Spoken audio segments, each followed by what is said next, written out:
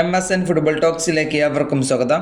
ലാ ലീഗയിൽ ഇന്നലെ നടന്ന മത്സരമായിരുന്നു റിയൽ മാഡ്രിഡ് വേഴ്സസ് ഗെറ്റഫെ. ഇന്നലെ റയൽ മാഡ്രിഡ് ഗെറ്റഫയെ ഒരു ഗോളിനെ പരാജയപ്പെടുത്തിയിരിക്കുകയാണ്. ഇന്നലെ റയലിന് വേണ്ടി ഗോൾ കണ്ടെത്തിയിരിക്കുന്നത് കിലിയൻ എംബാപ്പയായിരുന്നു, അതും 80-ാമത്തെ മിനിറ്റിൽ. ഇന്നലെ കിലിയൻ എംബാപ്പെ റയലിന് വേണ്ടി മിന്നും പ്രകടനമായിരുന്നു കളി കാഴ്ചവെച്ചിരുന്നത്. അതുപോലെ തന്നെ ഇന്നലത്തെ കളിയിൽ ആധിപത്യം സൃഷ്ടിച്ചത് അത് റയൽ മാഡ്രിഡ് തന്നെയായിരുന്നു.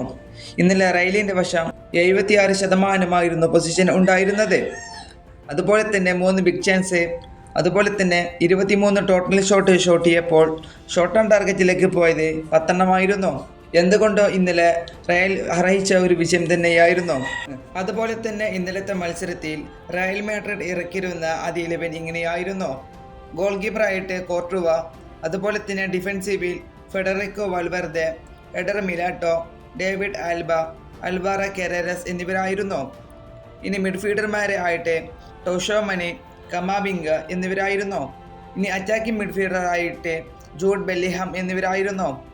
റൈറ്റ് വിങ്ങിൽ നോക്കുമ്പോൾ ഫ്രാങ്കോ മസ്തന്തിനോ, ലെഫ്റ്റ് വിങ്ങിൽ നോക്കുമ്പോൾ റോഡ്രിഗോ എന്നിവരായിരുന്നു.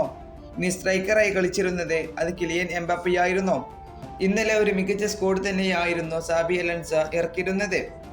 അതുപോലെ തന്നെ ഇന്നലത്തെ മത്സരത്തിൽ 5 യെല്ലോ കാർഡ് കണ്ട ഒരു മത്സരം കൂടിയായിരുന്നു.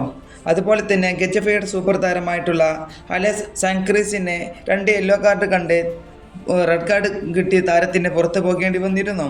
അത് അവരുടെ ആരാധകരെ വളരെ നിരാശപ്പെടുത്തിയിരിക്കുകയാണ്.